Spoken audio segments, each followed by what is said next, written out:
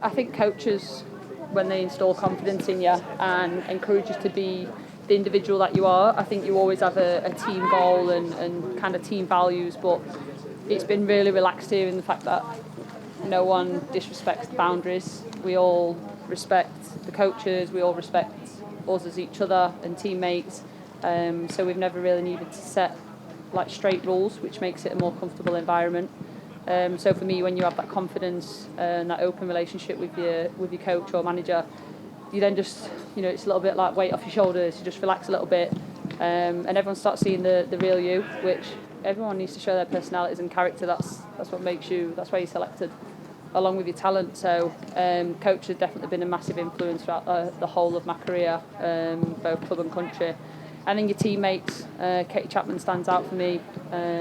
Obviously, she was a massive role model for England as well as Chelsea. And yeah, she kind of just had a natural leadership about her, and she was obviously a mother anyway. So she kind of became that to me when I was at Chelsea, and really looked after me and helped me to learn about myself and how I need to deal with maybe emotions and stress and the bad days as well as the good, and I definitely think everyone needs to reflect on themselves and be honest about what they actually need, and if they are having a bad day, just say it. I think that's the hardest thing. You can't say I'm alright, or the manager's going to see me, I'm not going to get picked, and when actually it's more of a strength to just be open and say, you know what, I'm having a bad day today, and then get over it a lot quicker.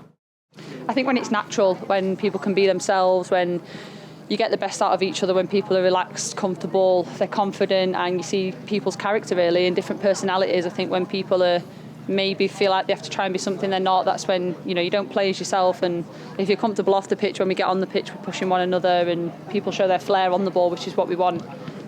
So yeah, for me, it's definitely when people are 100% themselves. I think when we step on a pitch, we're all 100% competitive, where everyone's at a high level, but still doing it with a smile, which Serena always tells us that's what she wants. Be happy, enjoy the journey, and don't take any moment for granted. One of my biggest memories of all the teams that I've played in, I've always said I've been in a family environment. Doncaster Bells looked after me. All the girls were incredible.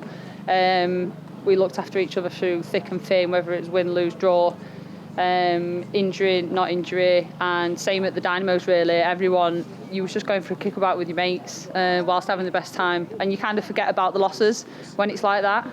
Obviously as you get to a higher level, the losses you don't forget about, but you kind of, in tournament situations, you have to get over them losses or bad performances quicker than normal really. So yeah, it's about having each other's backs and knowing how to pick one another up. I think when you come away, you have less time to gel, whereas because we're all being ourselves and being really open to difficult conversations or being vulnerable at times, which is the hardest thing to do, people then can read how you are on a bad day, what you need, how they're going to get the best out of you, how they're going to get you out of your little moment. So yeah, it really is about just learning about one another as people really, and then the football comes after that.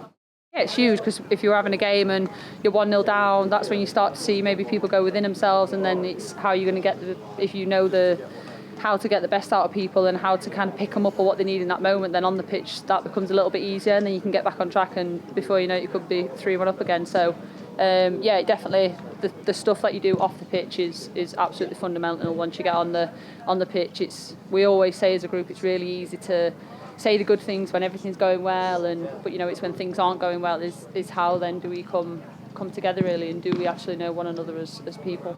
Now it feels like we've really got a core and a stability, but we have kind of turned a new page, a new lease of life if you like, and everyone's on the same page. We've got the end goal that we all want, but in doing so we're trying to make each other better people and better players every single day, and just push each other to our max on the training pitch, whether it's in the meeting room, tactically, whatever that might be. We just want to get the best out of each other, and staff included. So I think we're really all on the same page, and when we're coming from clubs, it's you step in and that's it, we're all as one.